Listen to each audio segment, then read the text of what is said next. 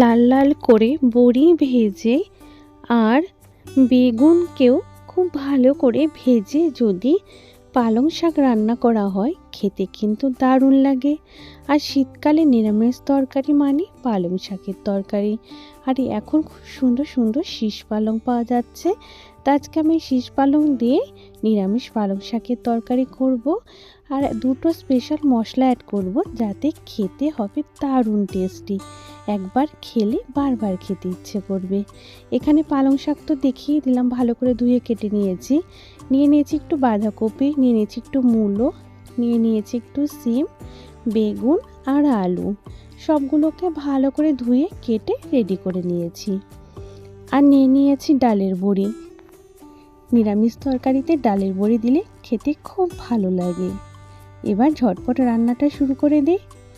প্রথমে একটা কড়াই বসিয়ে দিয়েছি গরম করতে গ্যাসে।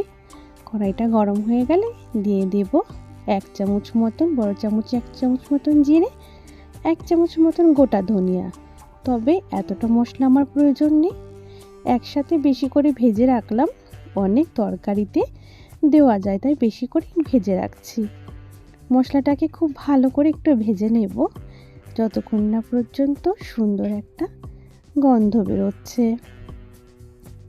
মশলাটা ভাজা কমপ্লিট হয়ে গেছে, নামিয়ে গুঁড়ো করে নেব। ওই কড়াইতেই অল্প আগে তেল দিয়ে দিলাম। তেলের মধ্যে আগে বড়িগুলোকে দিয়ে দিয়েছি। বড়িগুলোকে বেশ সুন্দর লাল লাল করে ভেজে নেব।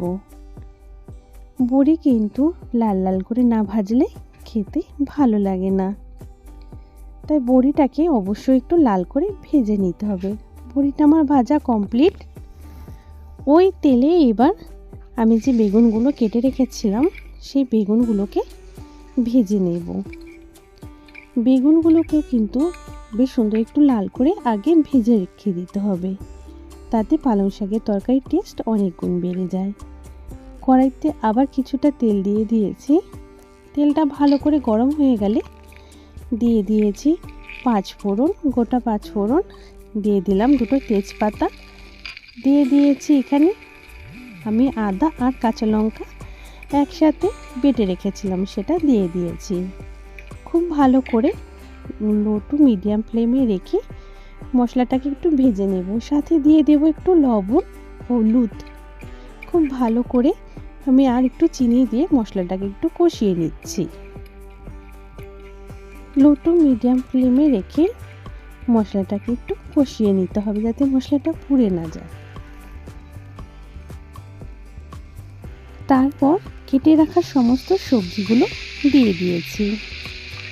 সবজিগুলোর মধ্যে যেন এক্সট্রা করে কোনো জল না থাকে সেই দিকে একটু খেয়াল রাখতে হবে। সবজিগুলো দিয়ে মশলার সাথে খুব ভালো করে নেড়ে চেড়ে মিশিয়ে নেব। খুব ভালো করে মিশিয়ে নিতে হবে প্রথমে, কারণ পালং শাক দিলে একসাথে সমস্ত সবজি একবারে নেড়ে চেড়ে নিতে খুব অসুবিধা হয়। তাই প্রথমে এই সবজিগুলোকে দিয়ে ভালো করে মিশিয়ে নিয়েছি। তোমরা চাইলে আরও পছন্দ মতন আরও সবজি অ্যাড করতে পারো। এবার পালং শাকগুলোকে দিয়ে একটু ঢেকে রেখেছিলাম, তাতে পালং শাকটা বেশ সুন্দর একটু নরম হয়ে আসবে, তাতে নেড়ে চেড়ে মিশিয়ে নিতে খুব সহজ হবে। পালং শাক নরম হয়ে যাওয়ার পরে আবার সমস্ত সবজির সাথে পালং শাকটাকে মিশিয়ে নিচ্ছি। এখানে কিন্তু কোনো রকম এক্সট্রা করে জলের প্রয়োজন পড়বে না। সবজি এবং পালং শাকের থেকে যে এক্সট্রা জল বেরোবে সেই জলে কিন্তু পুরো রান্নাটা কমপ্লিট হয়ে যাবে। তবে রান্নাটা একটু ঢেকে আর লো টু মিডিয়াম ফ্লেমে করলে এতেই কিন্তু আমাদের সবজিটা খুব সুন্দর সেদ্ধ হয়ে যাবে। তা দেখো আবারও ঢেকে রেখেছিলাম। এবার কিন্তু আমাদের সবজিগুলো সেদ্ধ হয়ে গেছে, আলুও সেদ্ধ হয়ে গেছে। তারপর এবার আমরা এটাকে ভালো করে আবার একটু ঢেকে রান্না করব। তার আগে দিয়ে দিলাম ভেজে রাখা বড়ি আর বেগুন। বেগুনটাকে এই সময় দিলে তরকারিটা খেতেও বেশ টেস্টি হয়। যদি আগে দেওয়া হয় তাহলে বেগুনটা একদম ঝোলের সাথে মিশে যাবে আর টেস্টটাও ভালো পাওয়া যাবে না। এরপর ভাজা যে মশলাটা গুঁড়ো করে রেখেছিলাম সেটা দিয়ে দিয়েছি 1 চামচ মতন। তারপর আবার খুব ভালো করে নেড়ে চেড়ে মিশিয়ে নিচ্ছি। তবে এখানে লবণ আর প্রয়োজন পড়বে কিনা সেটা তোমরা টেস্ট করে দেখতে পারো, যদি প্রয়োজন মনে হয় তো একটু দিয়ে দেবে। আবারও খুব ভালো করে মিশিয়ে নিচ্ছি সমস্ত সবজিকে। এখনও পর্যন্ত সবজিতে আরও কিছুটা জল রয়েছে, তা আবার ঢেকে কিছুক্ষণ রান্না করব 5 মিনিটের জন্য, তাতে কিন্তু ঝোলটা একদম টেনে যাবে। মিডিয়াম ফ্লেমে রেখে রান্নাটা করেছি, ঝোলটা একদম টেনে গেছে। ঢাকা খুলে আবার কিন্তু মিশিয়ে নিচ্ছি, রান্নাটা করে নিচ্ছি ভালো করে, যাতে নিচের থেকে লেগে না যায়। এবার বড়িও কিন্তু খুব সুন্দর সেদ্ধ হয়ে গেছে, যেহেতু ঢেকে রান্না করা হয়েছে তাই ভাপে ভাপে বড়িটাও কিন্তু খুব সুন্দর করে সেদ্ধ হয়ে গেছে।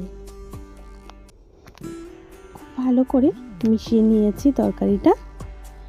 এবার কেটে রাখা ধনিয়া পাতা অ্যাড করে দিয়েছি। আর নিরামিষ তরকারিতে ধনিয়া পাতা দিলে খেতে খুব ভালো লাগে। এবার মিশিয়ে নিচ্ছি ধনিয়া পাতার সাথে সমস্ত তরকারিটাকে।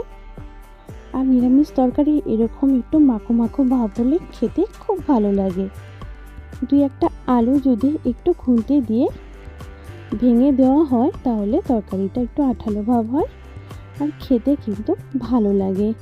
নিরামিষ তরকারি ছাড়া থাকলে ভালো লাগে না, তাই অবশ্যই একটু এভাবে 2-1টা আলু ভেঙে দিলে খুব ভালো হয়।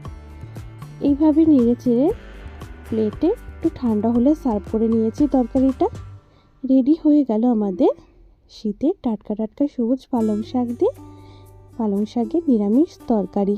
ভাত রুটি সাথে খাওয়া যাবে, খেতে কিন্তু খুব ভালো লাগে। আর স্বাস্থ্যের পক্ষে তো পালং শাক খুবই উপকারী। তাই আজকের সহজ সাধারণ রেসিপিটা কেমন লেগেছে তোমাদের কাছে অবশ্যই কমেন্টের মাধ্যমে জানাবে। আর যদি ভালো লেগে থাকে একটা লাইক অবশ্যই করো। নতুন বন্ধু হলে চ্যানেলটাকে সাবস্ক্রাইব করে নিও, পাশে থাকা বেল আইকনটা প্রেস করে দিও আমার পরবর্তী ভিডিও দেখার জন্য। খুব ভালো থেকো সমস্ত বন্ধুরা।